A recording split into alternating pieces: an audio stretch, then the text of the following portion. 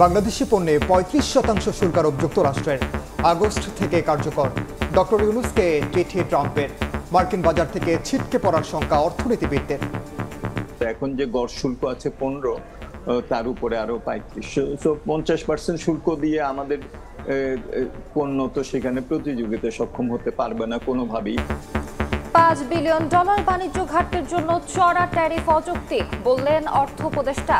ছাড় পেতে ইউএসটিআর এর সঙ্গে বৈঠকে আসবে ইতিবাচক ফল, আশা প্রেস সচিবের।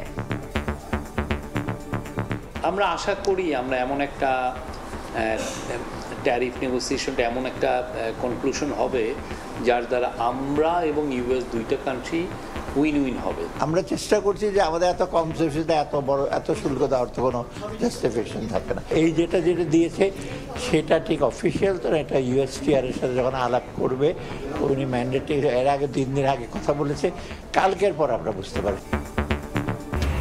উত্তরের জনপদ ঘুরে জুলাই পদযাত্রা কুষ্টিয়ায়। ভারতের আগ্রাসনের বিরুদ্ধে আবরার ফাহাদের দেখানো পথেই হাঁটছে এনসিপি, কবর জিয়ারত করে নাহিদ ইসলাম। বিতর্কিত 3 নির্বাচনকে বৈধতা দেয়া বিদেশি পর্যবেক্ষকরা আগামীতে দায়িত্ব পাবেন না, জানালেন সিইসি। কানাডা হাই কমিশনারের সঙ্গে বৈঠক, অবাধ ও সুষ্ঠু ভোট দেখতে চায় অটোয়া।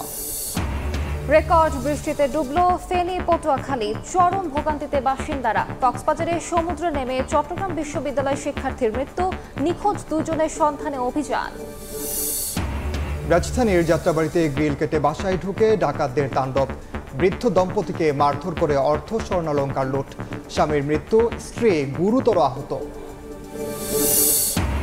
এবং ক্যান্ডিতে বিজয় নিশান উড়িয়ে শ্রীলঙ্কায় প্রথম ওয়ানডে সিরিজে জিততে চায় বাংলাদেশ। বৃষ্টি বাগড়ার শঙ্কায় ভাবনায় আছে ডিএলএসও। ম্যাচ শুরু বেলা 3টায়।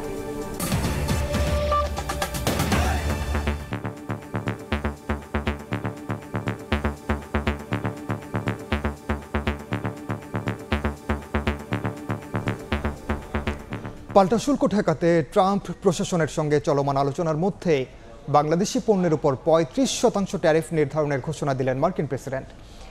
এ নিয়ে প্রধান উপদেষ্টাকে লেখা চিঠি ট্রুথ সোশ্যালে পোস্ট করেছেন ট্রাম্প, যেখানে বলা হয়েছে বাণিজ্য ঘাটতি পূরণে যথেষ্ট না হলেও অসামঞ্জস্যতা দূর করতে এই হার নির্ধারণ করা হয়েছে, যা কার্যকর হবে 1 আগস্ট থেকে।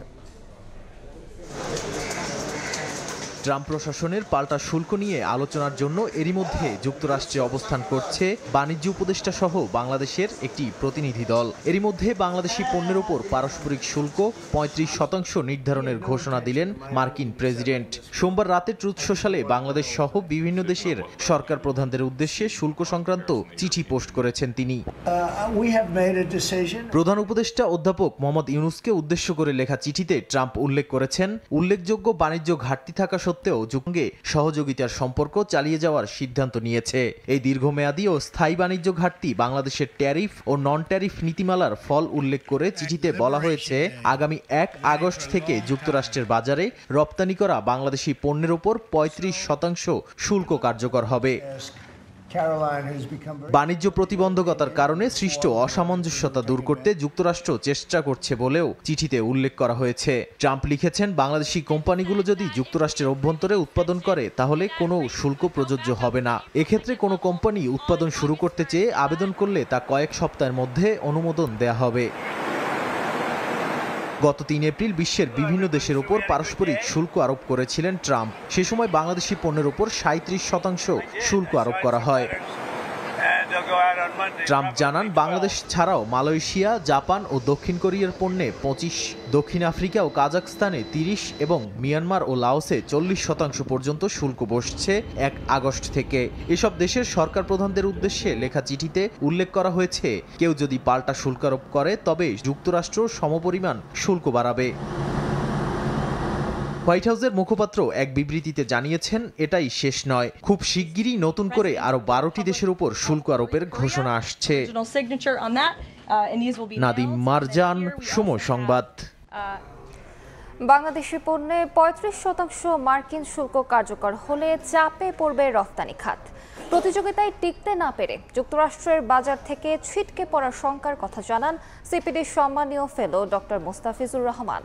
তবে অর্থ উপদেষ্টা ডক্টর সালেউদ্দিন আহমেদ বলছেন 5 বিলিয়ন বাণিজ্য ঘাটতির জন্য চড়া শুল্ক আরোপ অযৌক্তিক। আর প্রধান উপদেষ্টার প্রেস সচিব শফিকুল আলম জানান, শুল্ক ইস্যুতে এখনও দেন দরবার চালিয়ে যাচ্ছে বাংলাদেশ। 10 ও 11 জুলাই মার্কিন বাণিজ্য প্রতিনিধিদের সঙ্গে বাণিজ্য উপদেষ্টার বৈঠকে মিলতে পারে ইতিবাচক ফল। চলতি বছর এপ্রিলে দেশে দেশে পাল্টা শুল্ক আরোপ ঘোষণা করেন মার্কিন প্রেসিডেন্ট ডোনাল্ড ট্রাম্প। সে সময় বাংলাদেশি পণ্যের ওপর 37% ট্যারিফ আরোপ করা হয়। তৈরি পোশাক রপ্তানি নিয়ে তৈরি হয় শঙ্কা। এর পরপরই প্রধান উপদেষ্টা ডক্টর মোহাম্মদ ইউনূস নতুন শুল্ক নীতি 3 মাসের জন্য স্থগিত করতে চিঠি লেখেন ডোনাল্ড ট্রাম্পকে। এতে সাড়াও মেলে। দর কষাকষি শুরু করে বাংলাদেশ। যুক্তরাষ্ট্র থেকে আমদানি করা প্রায় সকল পণ্যের উপর শুল্ক কমানো সহ দেশে মার্কিন বিনিয়োগ ও তাদের বাণিজ্য সহায়ক পরিবেশ তৈরিতে সহায়তার আশ্বাস দেয় সরকার। এত কিছুর পরও বাংলাদেশি পণ্যে প্রচলিত 15% শুল্কের ওপর বাড়তি আরও 35% ট্যারিফ দিয়েছে ট্রাম্প প্রশাসন, যা কার্যকর হবে 1 আগস্ট থেকে। এমন বাস্তবতায় গবেষণা প্রতিষ্ঠান সিপিডির সম্মানীয় ফেলো অধ্যাপক ডক্টর মুস্তাফিজুর রহমান বলছেন, নতুন শুল্ক নীতি কার্যকর হলে প্রতিযোগিতায় টিকতে না পেরে মার্কিন বাজার থেকে ছিটকে পড়তে পারে বাংলাদেশ।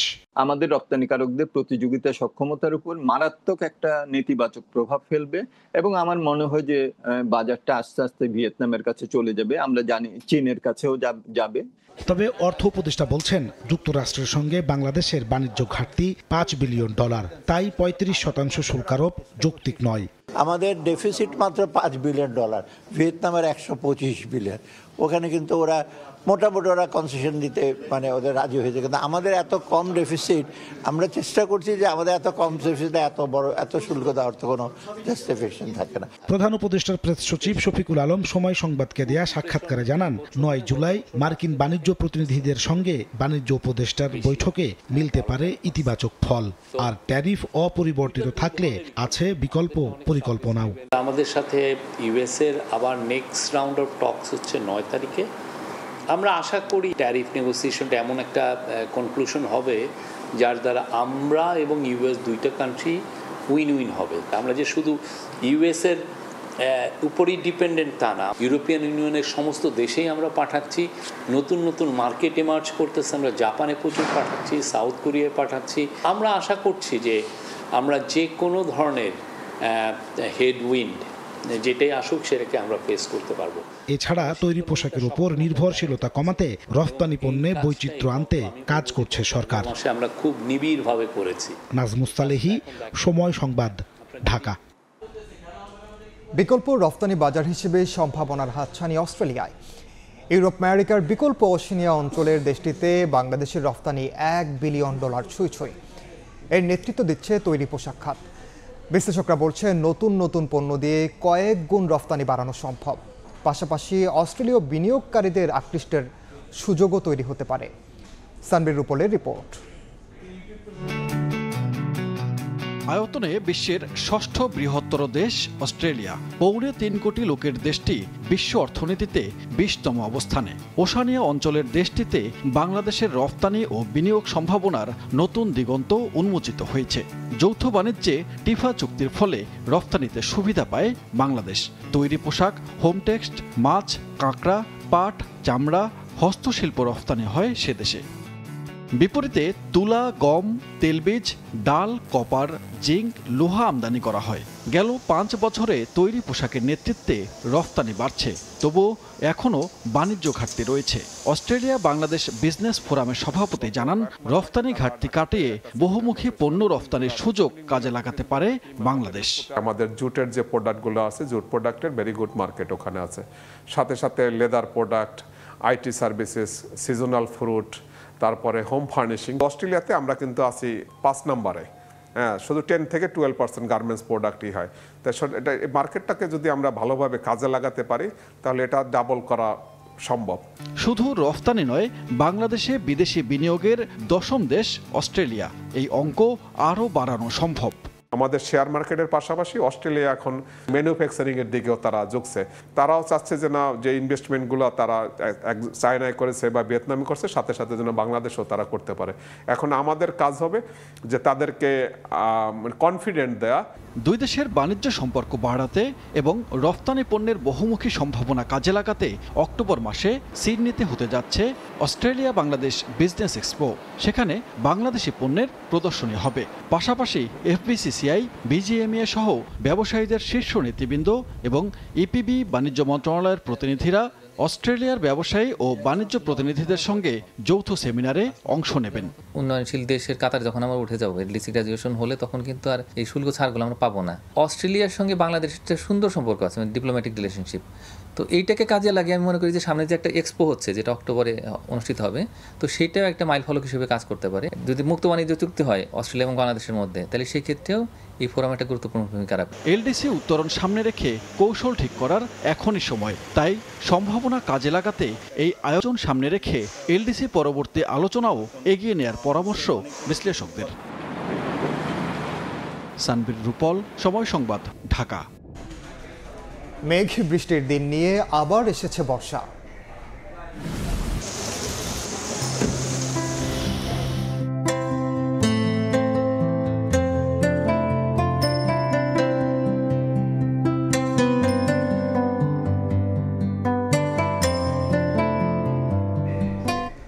বাদল দিনে প্রকৃতি সেজেছে সবুজের সমারোহে।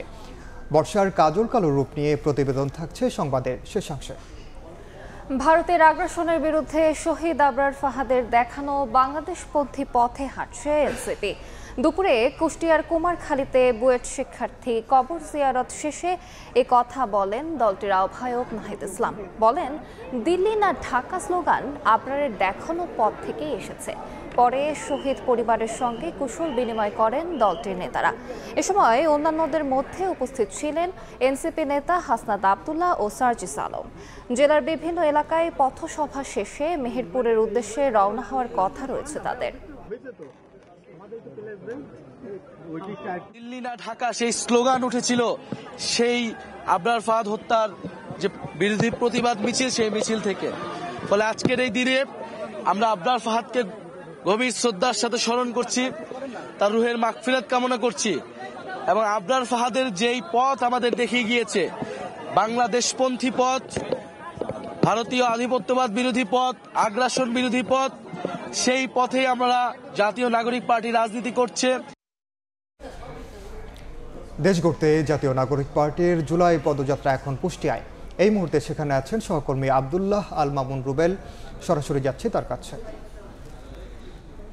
জাতীয় নাগরিক পার্টির যে পদযাত্রা, সেটি কিন্তু আজ অষ্টম দিনের মতো কুষ্টিয়ায় অনুষ্ঠিত হচ্ছে। এই কুষ্টিয়ার মধ্যে দিয়ে কিন্তু আমরা দেখছি যে খুলনা বিভাগের যে পদযাত্রা আনুষ্ঠানিকভাবে সেটি শুরু হলো।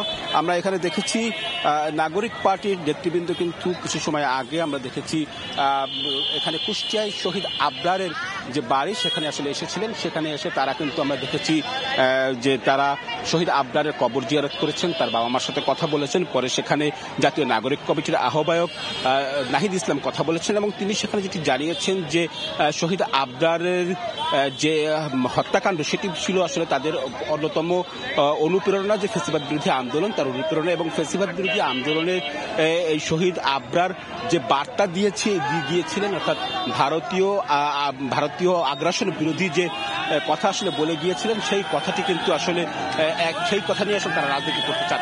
আমরা এখন দেখছি এই যে জাতীয় নাগরিক পার্টির যে পদযাত্রা, সেই পদযাত্রা থেকে কুষ্টিয়ার 5 রাস্তা মোড়, যেটি সেই মোড়ে বিভিন্ন স্থান থেকে নেতৃবৃন্দ উপস্থিত হচ্ছেন এবং তারা স্লোগান দিচ্ছেন এবং তারা আসলে বলছেন যে এই যে পদযাত্রা এখান থেকে কুষ্টিয়ার বড় বাজারে যাবে এবং সেখানে গিয়ে কিন্তু আসলে একটি পথসভা অনুষ্ঠিত হওয়ার কথা রয়েছে। সেখানে কিন্তু জাতীয় নাগরিক পার্টির যারা কেন্দ্রীয় নেতৃবৃন্দ রয়েছেন তারা আসলে কথা বলবেন। এর পাশাপাশি কিন্তু আজকেই কিন্তু এখান থেকে কুষ্টিয়া থেকে মেহেরপুরে যাওয়ার কথা, সেখানে মেহেরপুরে বিকেলে আরেকটি পদযাত্রা করে মেহেরপুরে যাওয়ার কথা, সেখানে সমাবেশ শেষ করে চুয়াডাঙ্গা যাওয়ার কথা। এভাবে আসলে পর্যায়ক্রমে খুলনা বিভাগের বিভিন্ন জেলায় কিন্তু আসলে এই নাগরিক পার্টি তাদের যে রাজনৈতিক যে বার্তা, সেটি আসলে আমরা আসলে ছবিতে দেখাতে পাচ্ছি যে এই যে জাতীয় নাগরিক পার্টি পার্টির যে পদযাত্রা সেটি কিন্তু শুরু হয়ে গিয়েছে পাঁচ রাস্তা মোড় থেকে, এবং এই পাঁচ রাস্তা মোড় থেকে কিন্তু একটি বড় বাজার যে এলাকাটি, সেই এলাকাটিতে আসলে হওয়ার কথা, সেখানে যাওয়ার কথা, এবং সেখানে কিন্তু একটি পথসভা হওয়ার কথা রয়েছে। তো আমার কাছে এই ছিল কুষ্টিয়া থেকে জাতীয় নাগরিক পার্টির যে পদযাত্রা তার সবশেষ।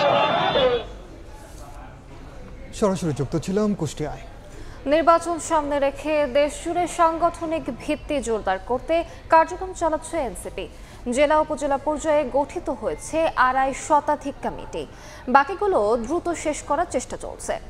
এরই মধ্যে সম্ভাব্য প্রার্থীদের মাঠ গোছানোর নির্দেশনা দিয়েছে দলের হাইকমান্ড। সদস্য সচিব আক্তার হোসেন বলছেন, সাধারণ মানুষের মধ্যে আবেদন বাড়ছে এনসিপির, তবে সংস্কার বিচার ছাড়া নির্বাচন হলে অংশগ্রহণ নিয়ে দ্বিধা রয়েছে। জুলাই গণ অভ্যুত্থানের নেতৃত্ব দেওয়া তরুণদের দল জাতীয় নাগরিক পার্টি এনসিপি আত্মপ্রকাশের পর পেরিয়েছে ৪ মাস। এখন সাংগঠনিকভাবে গুছিয়ে ওঠার চেষ্টায় দলটি। আত্মপ্রকাশের পর থেকেই হত্যাযজ্ঞের বিচার, জুলাই সনদ ও সংস্কার নিয়ে সোচ্চার এনসিপি। দলটির আন্দোলনের মুখে এরই মধ্যে আওয়ামী লীগের কার্যক্রম নিষিদ্ধ করেছে অন্তর্বর্তী সরকার। সারা দেশে সংগঠন ছড়িয়ে দিতে তৃণমূল চষে বেড়াচ্ছেন শীর্ষ নেতারা। জুলাই মাস জুড়ে শুরু হয়েছে দলটির জুলাই পদযাত্রা, যাতে সাধারণ মানুষের উপস্থিতি নজর কেড়েছে রাজনৈতিক মহলে। এরই মধ্যে ৩৪টি জেলা কমিটি ও ১৯০টি উপজেলা কমিটি গঠিত হয়েছে। সারা দেশে কমিটি গঠন শেষ হবে দ্রুতই। পাশাপাশি যুব সংগঠন সহ পেশাভিত্তিক বিভিন্ন উইং গড়ে তুলছে এনসিপি। সম্প্রতি রাজনৈতিক দল হিসেবে নিবন্ধন চেয়ে নির্বাচন কমিশনে আবেদন করেছে দলটি। দলীয় প্রতীক হিসেবে চেয়েছে শাপলা। এরই মধ্যে আগামী জাতীয় নির্বাচনে সম্ভাব্য প্রার্থীদের মাঠ গোছানোর নির্দেশনা দিয়েছে এনসিপির হাইকমান্ড। নিবন্ধনের সকল যে কাগজপত্র, দলিল, দস্তাবেজ যা যা লাগে তা সব কিছুই আমরা নির্বাচন কমিশনের কাছে অলরেডি জমা দিয়েছি। নির্বাচনের প্রিপারেশন আমরা নিচ্ছি, আমরা প্রত্যেক জেলা ধরেই কাজ করছি। সদস্য সচিব আখতার হোসেন বলছেন, তৃণমূলে আবেদন বাড়ছে এনসিপির, সাধারণের কাছে পৌঁছাতে নেওয়া হচ্ছে কর্মসূচি। তবে সংস্কার বিচার ছাড়া নির্বাচন হলে অংশ নেওয়া নিয়ে দ্বিধা রয়েছে। এনসিপি সারা দেশে খুব অল্প সময়ের মধ্যে যতটুকু পরিমাণ বিস্তার করতে পেরেছে, খুব অল্প সময়ের মধ্যে সামনেও আমরা সকলের কাছে আমরা পৌঁছে যেতে পারবো বলে আমরা আশাবাদী। সংস্কারবিহীন নির্বাচন, বিচারবিহীন একটা নির্বাচন, জুলাই সনদ, জুলাই ঘোষণাপত্রবিহীন একটা নির্বাচনের দিকে যদি সরকার ধাবিত হয়, সেই নির্বাচনে জাতীয় নাগরিক পার্টি এনসিপি আদতে অংশগ্রহণ করবে কিনা সে নিয়ে আমাদের মধ্যে দ্বিধা রয়েছে। সংসদ নির্বাচনের সঙ্গে সংবিধান সংস্কারে গণপরিষদ নির্বাচনের দাবি জানিয়ে আসছে এনসিপি। হাসান ওয়ালি, সময় সংবাদ, ঢাকা। ২৪-এর ৮ জুলাই কোটা বৈষম্যের স্থায়ী সমাধানের দাবিতে গঠন করা হয় বৈষম্য বিরোধী ছাত্র আন্দোলন এর ব্যানারে ৬৫ সদস্যের সমন্বয়ক দল, যারা পরবর্তীতে নেতৃত্ব দেন গণ অভ্যুত্থানেও। তাই গণ অভ্যুত্থানের ইতিহাসে বেশ গুরুত্ব বহন করে এই দিনটি। এদিনই শিক্ষার্থীদের পক্ষ থেকে আবারও আসে ৩ দিনের আলটিমেটাম, কিন্তু স্বৈরাচার সরকারের পক্ষ থেকে মেলেনি কোনো কার্যকর পদক্ষেপ। কোটা আন্দোলন ঘিরে গত বছর কি ঘটেছিল সে চিত্র তুলে ধরছেন মাইমুনা হায়দার চৌধুরী।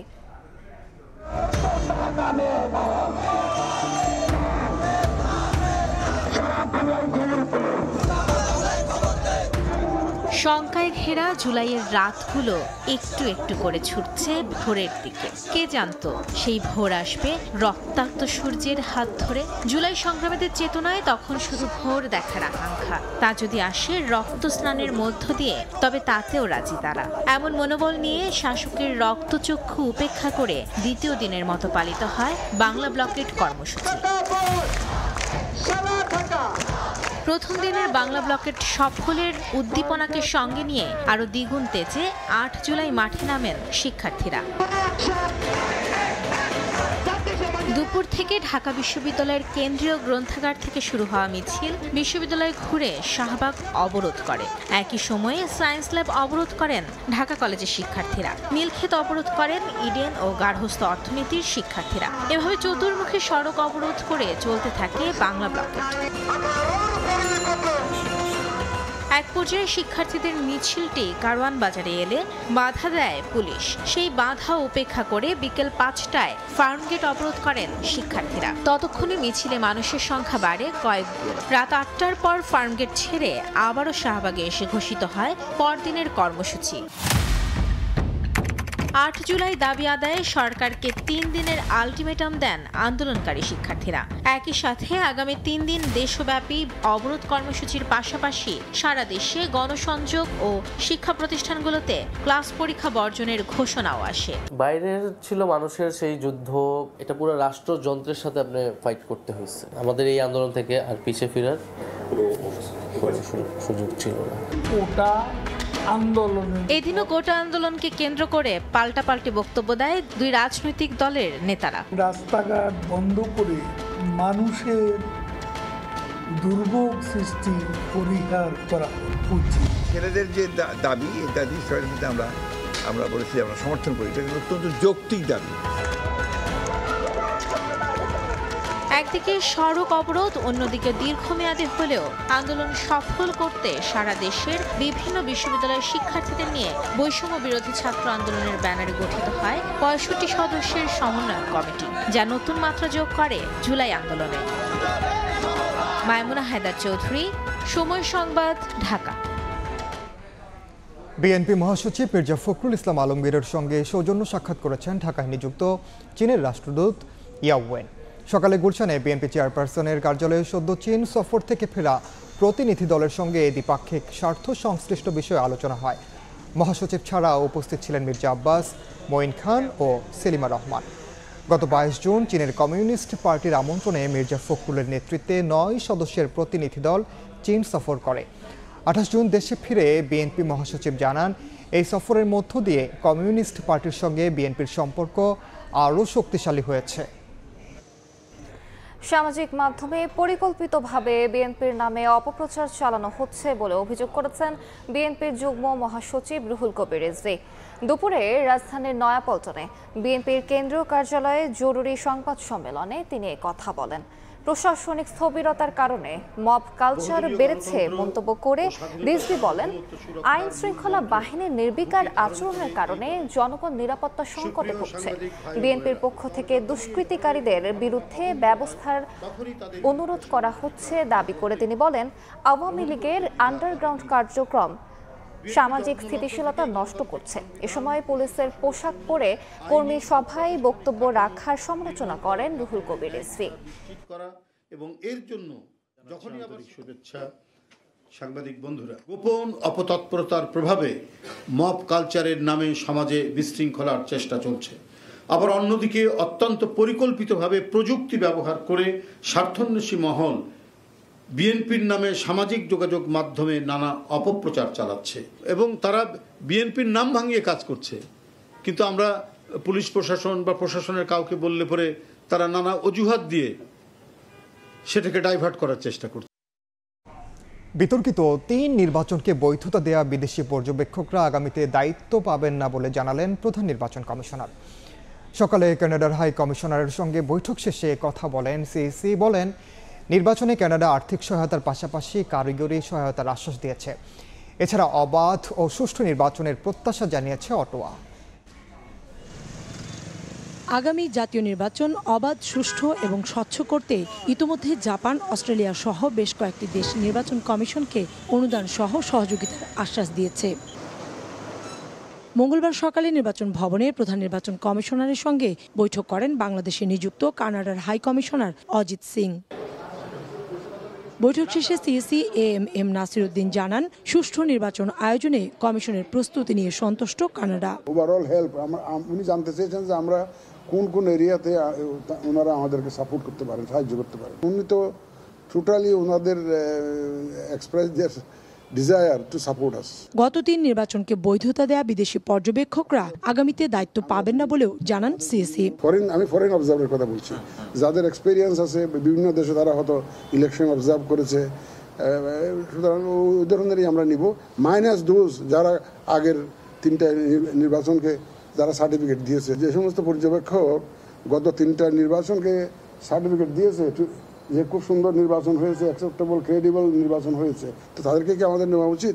আগামী জাতীয় নির্বাচন পর্যবেক্ষণ করতে যুক্তরাষ্ট্র সহ অনেক দেশই চিঠি দিয়েছে বলেও জানান প্রধান নির্বাচন কমিশনার। ভোটের যেদিন ভোট হবে তার 2 মাস আগে আপনাদেরকে জানিয়ে দেব। কাউসার চৌধুরী, কুমু, সময় সংবাদ, ঢাকা। তত্ত্বাবধায়ক সরকার ব্যবস্থা বিলুপ্ত করা, সংবিধানের ৫৫ সংশোধনীর অংশ বাতিল ও যে কোনো সংশোধনী আনতে গণভোটের বিধান পুনরুজ্জীবিত করে হাইকোর্টের পূর্ণাঙ্গ রায় প্রকাশ হয়েছে। বিচারপতি ফারাহ মাহবুব ও বিচারপতি দেবাশিস রায়চৌধুরীর স্বাক্ষরের পর ১৩৯ পৃষ্ঠার পূর্ণাঙ্গ এই রায় প্রকাশ করা হয়। এর আগে গত বছরের ১৭ ডিসেম্বর বহুল আলোচিত তত্ত্বাবধায়ক সরকার ব্যবস্থা বাতিল সহ সংবিধানের ৫৫ সংশোধনীতে আনা কয়েকটি বিষয় অবৈধ ঘোষণা করে রায় দেন হাইকোর্ট। একই সঙ্গে সংবিধানে গণভোটের বিধান ফিরিয়ে আনেন আদালত। রায়ের পর্যবেক্ষণে আদালত বলেন, গণতন্ত্র সংবিধানের মৌলিক কাঠামোর অংশ। এটি বিকশিত হয় অবাধ, সুষ্ঠু ও নিরপেক্ষ এবং প্রভাবমুক্ত নির্বাচনের মধ্য দিয়ে। বিগত ৩টি সংসদ নির্বাচনে জনগণের ইচ্ছার প্রতিফলন হয়নি। দলীয় সরকারের অধীনে সুষ্ঠু নির্বাচনের আত্মবিশ্বাস জনগণের মধ্যে জন্ম নেয়নি, যার ফলশ্রুতিতে হয়েছে জুলাই গণ অভ্যুত্থান। রায় হাইকোর্ট বলেছেন, তত্ত্বাবধায়ক সরকার ব্যবস্থা জনগণের অভিপ্রায় অনুযায়ী সংবিধানে অন্তর্ভুক্ত হয়েছিল। এটি সংবিধানের মৌলিক কাঠামোর অংশে পরিণত হয়েছে। দুপুরের সময় আরো থাকছে। ৩ দিন পর সিলেটে অনির্দিষ্টকালের পণ্যবাহী পরিবহন ধর্মঘট প্রত্যাহার, বাস চলাচল স্বাভাবিক, পাথর কোয়ারি খুলে দেয়া সহ ৫ দাবি মেনে নেয়ার আশ্বাস প্রশাসনের। বঙ্গোপসাগরে সৃষ্ট লঘুচাপের প্রভাবে উপকূল সহ বিভিন্ন জেলায় বৃষ্টি হচ্ছে। ফেনীতে রেকর্ড বৃষ্টিতে কোমর পানিতে তলিয়েছে রাস্তাঘাট, দোকানপাট ও বাড়িঘর। পটুয়াখালীতে নিচু এলাকায় জলাবদ্ধতায় ভোগান্তি চরমে। আবহাওয়া অফিস বলছে, আরও 2 দিন অব্যাহত থাকতে পারে বৃষ্টি। কোমর সমান পানি পেরিয়ে গন্তব্যে ছুটছেন মানুষ, পোহাতে হচ্ছে ভোগান্তি, তলিয়ে গেছে দোকানপাট ও বাসাবাড়িও। বঙ্গোপসাগরে সৃষ্ট লঘুচাপের প্রভাবে বিভিন্ন জেলায় অবিরাম বর্ষণ হচ্ছে। ফেনীতে সোমবার রাত থেকে মুষলধারে বৃষ্টি হচ্ছে। 233 মিলিমিটার বৃষ্টি রেকর্ড করেছে আবহাওয়া অফিস, যা চলতি বছরে 24 ঘন্টায় সর্বোচ্চ।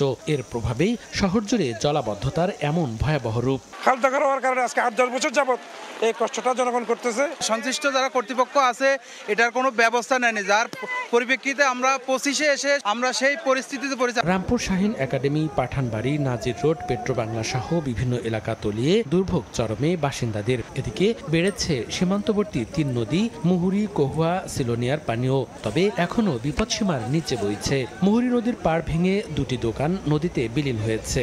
সব 15 মিনিটের মধ্যে পানি উঠে সব ধ্বংস হয়ে গেছে ভাই। আমরা লক্ষ লক্ষ টাকা আমাদের শেষ। গত বছর যে ক্ষতি হয়েছে এই পর্যন্ত আমরা এই ক্ষতি পোষায় না আনতে এবছর আবার সেম একই অবস্থা। অবিরাম বৃষ্টিতে তলিয়ে যায় পটুয়াখালী শহরের জুবিলি স্কুল রোড, মহিলা কলেজ রোড, পুরাতন হাসপাতাল রোড সহ বেশ কিছু নিচু এলাকা। জমে থাকা পানি অনেকের বসত ঘরেও প্রবেশ করে। পটুয়াখালী শহর তলায় গেছে, আমরা কাজে কেমনি যাবো, ডিউটিতে কেমনি যাবো, যাদের টিনশেড ঘর আছে নিচতলা তলায় গেছে একেবারে। পরীক্ষা ছিল আজকে সকালবেলা, আমি স্কুলে যাওয়ার জন্য বাসা থেকে বের হয়েছি, কিন্তু দেখি অনেক পানি, এই জন্য আমি বাসায় স্কুলে যেতে পারিনি। এছাড়া ভোলা, বরগুনা, কক্সবাজার সহ উপকূলীয় বিভিন্ন জেলায় থেমে থেমে হালকা আবার কখনো মাঝারি বৃষ্টি হচ্ছে। আবহাওয়া অফিস জানায়, লঘুচাপের প্রভাবে আরও 2 দিন উপকূল সহ দেশের বিভিন্ন এলাকায় বৃষ্টিপাত অব্যাহত থাকতে পারে। 1 জুলাই থেকে যে বৃষ্টি, বর্ষাকালের বৃষ্টি, সেই বৃষ্টিটা কিন্তু অব্যাহত থাকবে। কখনো কখনো 2-1 দিন একটু থেমে যেতে পারে। আগামী 12 জুলাই থেকে ভারী বৃষ্টিপাতের সম্ভাবনা রয়েছে বলেও জানিয়েছে আবহাওয়া অফিস। মনিরুজ্জামান প্রান্ত, সময় সংবাদ। সবশেষ পরিস্থিতি জানাতে এই মুহূর্তে ফেনী শহরে আছেন সহকর্মী আতিয়ার সজল, সরাসরি যাচ্ছে তার কাছে। আমরা কোনো জলাশয়ে কিংবা কোনো খালে নয়, আমরা দাঁড়িয়ে আছি ফেনী শহরের অন্যতম ব্যস্ততম যে সড়কটি রয়েছে শহীদ শহীদুল্লাহ কায়সার সড়কের চিত্র এমনই। এখানে কোথাও কোমর পানি, কোথাও এর চেয়ে বেশি। শুধু এই সড়কটি শহরের যে সড়কগুলো রয়েছে পাড়া মহল্লার তার প্রায় অধিকাংশ জায়গায় আজকে চিত্র এমনটি। আর এই যে জলবদ্ধতা, এটি কোনো পাহাড়ি ঢল অথবা নদী বা সাগর থেকে কোনো জোয়ারের পানির সৃষ্ট নয়। এটি গত কাল থেকে যে অনবরত বৃষ্টি হচ্ছে সেই বৃষ্টির কারণেই মূলত এমন জলবদ্ধতা। আবহাওয়া অধিদপ্তর যেটা বলছেন গতকাল দুপুর থেকে আজ দুপুর পর্যন্ত 12টা নাগাদ এখানে 347 মিলিমিটার বৃষ্টিপাত রেকর্ড করেছে। আর এতেই কিন্তু এই জলবদ্ধতা সৃষ্টি হয়েছে। তবে পানি উন্নয়ন বোর্ড যেটা বলছে, ফেনীর যে আতঙ্কের যে বিষয়টি রয়েছে সেই আতঙ্কের মধ্যে অন্যতম রয়েছে ফেনীর যে মুহুরী, কহু এবং সিলোনিয়া নদীর যে ভারতের উজান থেকে নেমে আসা পাহাড়ি ঢল, যা প্রতি বছর গত বছরও সেই ঢলের কারণে ব্যাপক বন্যার সৃষ্টি হয়েছিল। কিন্তু আসার কথা হচ্ছে, পানি উন্নয়ন বোর্ড বলছে মুহুরী নদীর পানি যদিও কিছুটা বাড়তে শুরু করেছে, তবে তা বিপদসীমার অনেক নিচ দিয়ে প্রবাহিত হচ্ছে, যার কারণে ওই ধরনের আশঙ্কা না থাকলেও যদি এমন বৃষ্টিপাত থাকে তাহলে এই যে জলবদ্ধতা সৃষ্টি হয়েছে সেই জলবদ্ধতা মানুষদেরকে ভোগাবে। এবং শহরের প্রায় 60 থেকে 70% অংশেই কিন্তু এমন পানি জমেছে, যারা নিচতলায় বসবাস করে তাদের বসবাসের জায়গা পানি উঠেছে। অনেক দোকানপাট যেগুলো রয়েছে সেখানে ব্যবসায়ীরা চরমভাবে ক্ষতিগ্রস্ত হচ্ছে। এবং আজকে যারা পরীক্ষা ছিল স্থানীয় স্কুলগুলোতে, তা পরীক্ষা বাতিল হয়েছে। তা বাতিলের খবর অনেক ছাত্রছাত্রীরা পায়নি, পরীক্ষার্থীরা পায়নি, যদিও তারা স্কুলে গিয়ে ফিরে আসছেন। যদিও জাতীয় বিশ্ববিদ্যালয়ে যে পরীক্ষাগুলো রয়েছে সেগুলো কিন্তু চলমান রয়েছে। এবং সেই সকল পরীক্ষার্থীরা, খেটে খাওয়া মানুষগুলো যারা রয়েছে, নিম্নআয়ের মানুষ, তারা এই জলবদ্ধতা এবং বৃষ্টির কারণে চরম ভোগান্তিতে পড়েছেন। আর আপনাকে যদি বলি, ফেনীতে কিন্তু কাগজ কলমে জেলা প্রশাসনের 244টি খাল, নদী এবং শাখা নদী রয়েছে, যার কারণে কিন্তু এ সকল খাল, নদী এবং শাখা নদীগুলো কাগজ কলমে থাকলেও তার 60 থেকে 70% কিন্তু এখন দখল দূষণে তার অস্তিত্ব হারিয়েছে, যার কারণে কিন্তু এমন জলবদ্ধতার সৃষ্টি হয়েছে। স্থানীয়রা এ সকল দখলকৃত এবং অস্তিত্ব সংকটে পড়া খালগুলো পুনরুদ্ধারের দাবি জানিয়েছেন, না হলে এমন জলবদ্ধতায় প্রায় ভুগতে হবে বলে মনে করছেন তারা। এই ছিল আমার কাছে এখানকার বৃষ্টির জলবদ্ধতার সবশেষ। ফেনী থেকে জানছিলাম জলবদ্ধতার খবর। কক্সবাজারের হিমছড়ি সৈকতে গোসলে নেমে চট্টগ্রাম বিশ্ববিদ্যালয়ের এক শিক্ষার্থীর মৃত্যু হয়েছে। এখনও নিখোঁজ রয়েছেন 2 শিক্ষার্থী। তাদের উদ্ধারে কাজ করছে fire service, coastguard, tourist police ও জেলা প্রশাসন।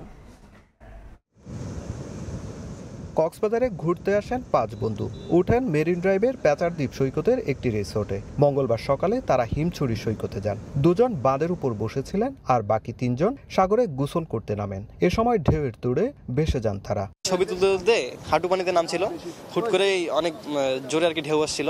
তারপরে ওদেরকে 3 জন 3 দিকে নিয়ে গেছে। স্থানীয় কয়েকজন ট্রাই করছে নেমে যে উঠানোর, কিন্তু ওনারাও আসলে যাইতে পারে না, স্রোত অনেক বেশি ছিল। খবর পেয়ে fire service, tourist police, coastguard ও লাইফগার্ড কর্মীরা সাদমান রহমান সাবাবের মরদেহ উদ্ধার করে। বাকি 2 জনকেও উদ্ধারে তৎপরতা চলছে। অ্যাসাইন করা যে বিচ সেই জায়গায় না নেমে তারা এই জায়গাটা আসলে অ্যাসাইন করা না, এটা রিস্কি জায়গায়, সেই জায়গায় তারা নেমেছে। হোটেলের গাফিলতি আছে কিনা, সে যদি গাফিলতি থাকে, পর্যটকদের প্রতি অসতর্কতাও থাকে, সেটাও আমরা খতিয়ে দেখবো এবং তাদের বিরুদ্ধে ব্যবস্থা নেব। এদিকে নিরাপত্তা রক্ষীর দাবি, সতর্ক করার পরও 3 জন সাগরে নামেন। জেলারা নাকি ওনাদেরকে মানা করছে, নিষেধ করছে যে আপনারা এই সাইডে যান না, এখন সাগরটা উত্তাল আছে। আর বাকি যে 2 জন এখন জীবিত আছে ওনারাও নিষেধ করছে যে আপনারা বিচে বেশি দূর যায় না, চলে আসেন, মানে অনেক রিকোয়েস্ট করে। কিন্তু ওনারা যখন সামনে দেখে যত ঢেউ আসে ওনারা তত ওইদিকে চলে গেছে। 5 বন্ধুই চট্টগ্রাম বিশ্ববিদ্যালয়ের 2023-24 সেশনের ডেভেলপমেন্ট স্টাডিজ বিভাগের শিক্ষার্থী। সুজাউদ্দিন রুবেল, সময় সংবাদ, কক্সবাজার। রাজধানীর যাত্রাবাড়িতে একটি বাসায় গ্রিল কেটে দুর্ধর্ষ ডাকাতির ঘটনা ঘটেছে। ডাকাতদের মারধরে মারা গেছেন বৃদ্ধ বাড়িওয়ালা। আহত হয়ে হাসপাতালে ভর্তি আছেন তার স্ত্রী। ঘটনাস্থল পরিদর্শন করে পুলিশ বলছে চক্রটির 4 জন ঢুকেছিল বাসায়। তাদের শনাক্ত ও আটকের চেষ্টা চলছে। রাজধানী যাত্রাবাড়ির বিবির বাগিচা এলাকায় নিজের 5 তলা বাড়ির 2য় তলায় থাকেন 80 বছর বয়সী ইসমাইল হোসেন খান ও তার স্ত্রী সালেহা বেগম। মঙ্গলবার ভোরে জানলার গ্রিল কেটে ঘরে ঢুকে একদল ডাকাত ধারালো অস্ত্রের মুখে জিম্মি করে ফেলে দম্পতিকে। বাসার সবকিছু তছনছ করে শুরু করে লুটপাট। এক পর্যায়ে ডাকাত সদস্যরা চলে গেলে বাড়িওয়ালির চিৎকার শুনে পাশের ভাড়াটিয়ারা এসে দেখেন বিছানায় উপুড় হয়ে পড়ে আছেন ইসমাইল। খবর পেয়ে ঘটনাস্থলে ছুটে আসে স্বজন ও যাত্রাবাড়ি থানা পুলিশ। 2 জনকে উদ্ধার করে নিয়ে যায় ঢাকা মেডিকেল কলেজ হাসপাতালে। সেখানে ইসমাইল হোসেনকে মৃত ঘোষণা করেন চিকিৎসক। ভর্তি করা হয় সালেহা বেগমকে। যাইতা দইরা চাবি চাইতাছে, একদম চিল্লাবি না, চিল্লাইলে কলম একবারে জব করে আলাম। সেনা জানার মধ্যেই এটা দূরের শোন না, এখানে এলাকায় এখানে গাজা বাবা সব এখানে ছড়াই গেছে, এরা সম্পূর্ণ করে। এরা যেই করছে ঘটনাটা তারা এখানে হয়তো আপনার পরিকল্পনা করেই করছে। ডাকাতি করলে ডাকাতি করে সে চলে যাবে, যাপদের নিয়ে টিয়া যাবে, কিন্তু মারার কথা নেই। এভাবে যে মানুষের জান কেড়ে নেবে, এই তো নরপশুষের কাজ। পুলিশ বলছে গ্রিল কেটে বাসাটিতে ঢুকেছিল 4 জন, তাদের শনাক্ত ও আটকের চেষ্টা চলছে। যতটুকু মনে হচ্ছে তারা কিছুটা নিতে আসছে, তারা বাসায় কিছু নিতে আসছে। তারা নাকি 4 জন ঢুকছিল। অনেক বড় এলাকা, পুলিশের গাড়ি ঢুকার স্পেস নাই, যার কারণে ম্যানুয়ালি যতটুকু দেখার চেষ্টা করা যায় ততটুকু পুলিশ ব্যবস্থা নিচ্ছে। ইসমাইল সালেহা দম্পতির 5 ছেলের মধ্যে 4 জনই ইতালি প্রবাসী। হায়দার আলী, সময় সংবাদ, ঢাকা। হাওরের সংকট মোকাবেলায় মাস্টার প্ল্যান সংশোধন সহ 4টি নীতিগত সিদ্ধান্ত গ্রহণ করা হয়েছে বলে জানিয়েছেন পরিবেশ উপদেষ্টা সৈয়দা রিজওয়ানা হাসান। সকালে ঢাকা রিপোর্টার্স ইউনিটি মিলনায়তনে হাওর সংকট ও সম্ভাবনা শীর্ষক সেমিনারে এই কথা জানান তিনি। বলেন, হাওর সংরক্ষণে মাস্টার প্ল্যান, হাওর ট্যুরিজম বাস্তবায়ন সহ আরও কয়েকটি সিদ্ধান্ত নেওয়া হয়েছে। এছাড়া হাওর শ্রমিকদের স্বাস্থ্য সুরক্ষার বিষয়ে গুরুত্ব আরোপ করেন তিনি।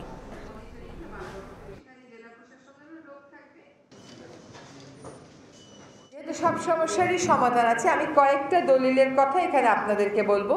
4টা নীতিগত দলিল। একটা হচ্ছে হাওর মাস্টার প্ল্যান। এই কাজটা শুরু হয়েছিল 2023 সালে এবং সাম্প্রতিক সময়ে এই মাস্টার প্ল্যানের খসড়াটা সরকারের পক্ষ থেকে চূড়ান্ত করেছে। আমরা হাওরের ট্যুরিজম নিয়ন্ত্রণে সুরক্ষা দেশের খসড়াটা প্রস্তুত করছি। এগুলোর ক্ষেত্রে কিন্তু পর্যটকদেরকেও একটু সতর্ক হতে হবে। এটা প্রকৃতিকে দেখবার জন্য ট্যুরিজম, এখানে তো গান শুনবার জন্য, পার্টি করার জন্য, বারবিকিউ করার জন্য এই ট্যুরিজম না। পুলিশ প্রশাসনের অনুরোধে সিলেটে অনির্দিষ্টকালের পণ্যবাহী পরিবহন ও বাস ধর্মঘট প্রত্যাহার করে নিয়েছেন জেলা পরিবহন মালিক শ্রমিক সমিতি। এতে স্বাভাবিক হয়েছে বাস চলাচল। দাবি আদায়ের বিষয়ে প্রশাসনের সঙ্গে বৈঠকের আশ্বাসে দুপুরে তারা এই সিদ্ধান্ত নেন। এর আগে পাথর কোয়ারি খুলে দেওয়া সহ 5 দাবিতে ধর্মঘটে অনেকটা স্থবির হয়ে ওঠে জেলার সড়ক যোগাযোগ ও পণ্য আনা নেয়া। অভ্যন্তরীণ ও দূরপাল্লার বাস চলাচল বন্ধ থাকায় ভোগান্তিতে পড়েন সাধারণ মানুষ। হাটিকুমরুল বনপাড়া মহাসড়কের সিরাজগঞ্জের সলঙ্গায় ট্রাক চাপায় বাবা ও ছেলে নিহত হয়েছেন। ভ্যান চালক আব্দুল মান্নান তার 2 ছেলেকে নিয়ে ভোরে সলঙ্গা থেকে চিকিৎসার জন্য সিরাজগঞ্জের শহীদ মনসুর আলী মেডিকেল কলেজ হাসপাতালে যাচ্ছিলেন। পথে সলঙ্গা চরিয়া মধ্যপাড়া এলাকায় পৌঁছালে দ্রুতগতির একটি ট্রাক অটোরিকশাটিকে চাপা দেয়। এতে ঘটনাস্থলেই বাবা ও ছেলে নিহত হন। আহত হন আরেক ছেলে রাসেল।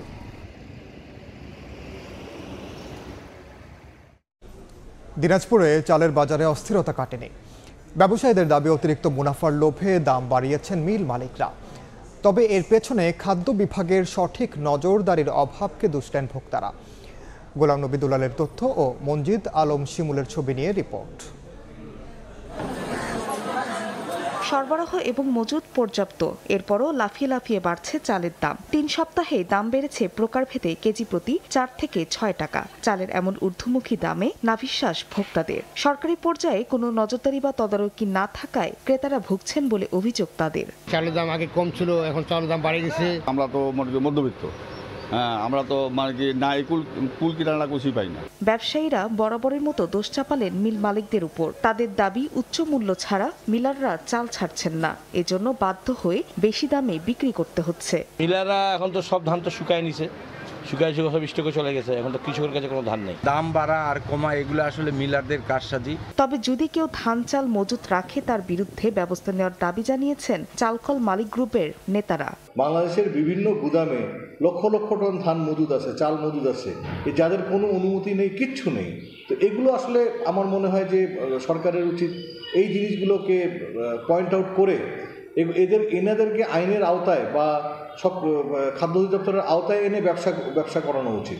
দিনাজপুরে বোরো আবাদ হয় 1,74,000 হেক্টর জমিতে, যা থেকে উৎপাদন হয়েছে 6 লাখ মেট্রিক টন চাল। সময় সংবাদ, দিনাজপুর। দেশের বাইরের খবর।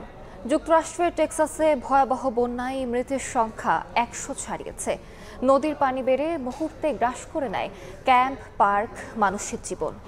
আবহাওয়া দফতরের আগাম সতর্কতার পরও কেন এত প্রাণহানি? কেন ক্যাম্প থেকে সময় মতো সরিয়ে নেওয়া হয়নি শতাধিক শিশুকে? প্রশ্ন উঠছে প্রস্তুতির ঘাটতি নিয়েও। এর মাঝেই বন্যার প্রসঙ্গ উত্তাপ ছড়াচ্ছে স্থানীয় রাজনীতিতে।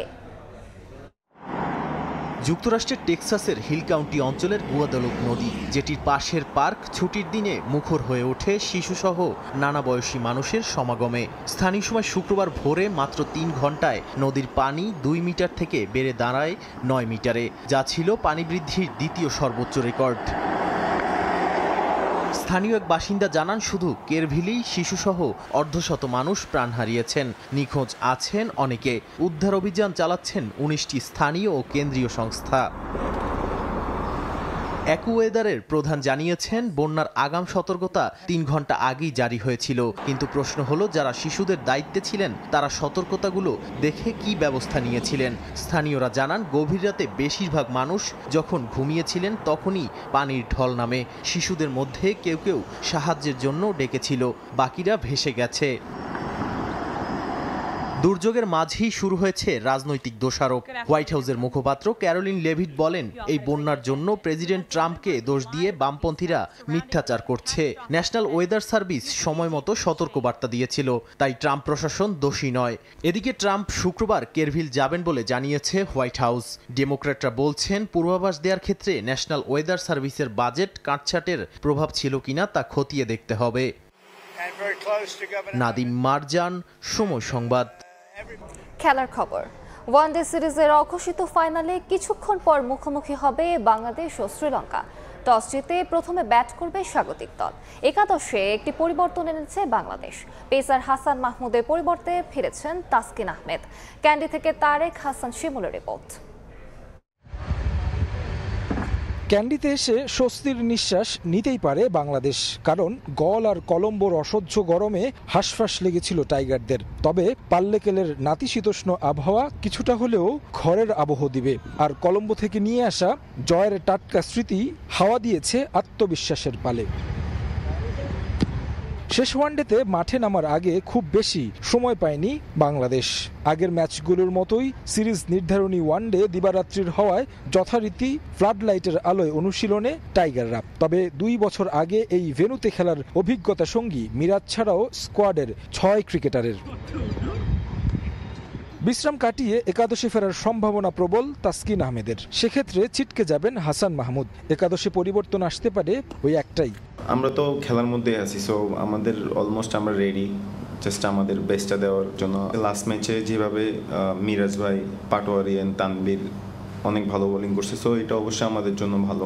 ম্যাচ জিতলেও ওপেনিং জুটির ব্যর্থতা, মিডল অর্ডারের ক্রাইসিস, পার্টনারশিপ আর ব্যাটারদের ইনিংস বড় করতে না পারা, মোমেন্টাম হারানোর মতো ভুল দেখা গেছে দ্বিতীয় ওয়ানডেতেও। যা কাটানোর প্রতিশ্রুতি আগেই দিয়ে রেখেছিলেন অধিনায়ক মিরাজ, এবার করে দেখানোর পালা। ফার্স্টে গিয়ে অ্যাসেস করতে হবে কেমন উইকেট ডিমান্ড, সো আমরা ওইভাবেই খেলার চেষ্টা করব আমাদের বেস্টটা দিয়ে। প্রথমবার লঙ্কা দুর্গে সিরিজ জয়ের হাতছানি বাংলাদেশের, যে অভিযানে ইংল্যান্ড থেকে ফিরে দলের সঙ্গে যোগ দিয়েছেন হেড কোচ ফিল সিমন্স। ক্যান্ডির একমাত্র অনুশীলন সেশনটা মিস করলেও ডাগ আউটে দেখা যাবে তাকে। পাল্লেকেলে বরাবরই বৃষ্টিপ্রবণ ভেন্যু। এখানে হরহামেশাই বৃষ্টির বাগড়ায় বন্ধ হয় ম্যাচ, আর সবশেষ যে ম্যাচটি অনুষ্ঠিত হয়েছিল এই ভেন্যুতে, সেটি বৃষ্টির কারণে কোনো ফলাফলের মুখই দেখেনি। সিরিজ নির্ধারণী ম্যাচে বাংলাদেশকে শ্রীলঙ্কার বিপক্ষে খেলতে হবে সব কিছু মাথায় রেখে। ক্যান্ডির পাল্লেকেলে ইন্টারন্যাশনাল ক্রিকেট স্টেডিয়াম থেকে তারেক হাসান শিমুল, সময় সংবাদ, শ্রীলঙ্কা। এবার বর্ষা বন্দনা। বছর ঘুরে মেঘ বৃষ্টির দিন নিয়ে এসেছে বর্ষা। মেঘের গর্জন, টিনের চালে অঝোর ধারায় বর্ষণ, সবই বাংলার বর্ষার চিরচেনা রূপ।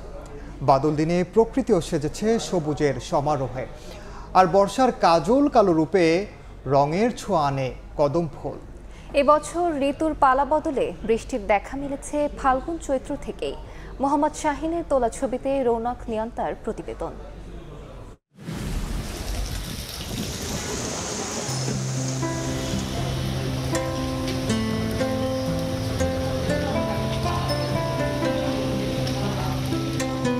আকাশে কালো মেঘের ডানায় ভর করে আসা এক পশলা বৃষ্টি জানান দেয় এসেছে বর্ষা।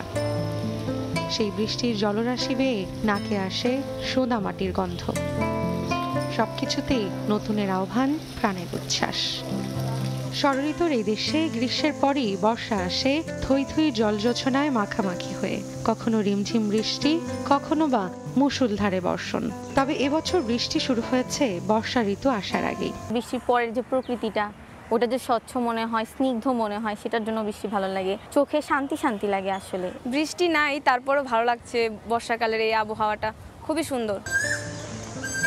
বাংলার বর্ষাকাল আষাঢ় ও শ্রাবণ মিলে বর্ষায় যেন প্রাণ ফিরে পায় সবুজ প্রকৃতি। বর্ষার মতো সুন্দর ঋতু আসলে একটাও না, একমাত্র বর্ষাতেই বাংলাদেশে অদ্ভুত সুন্দর একটা ফুল ফোটে, কদম ফুল। কবির কবিতা চিত্রকরের তুলি, প্রিয় কোনো গানের সুর ধরা দেয় বৃষ্টির ছবি হয়ে।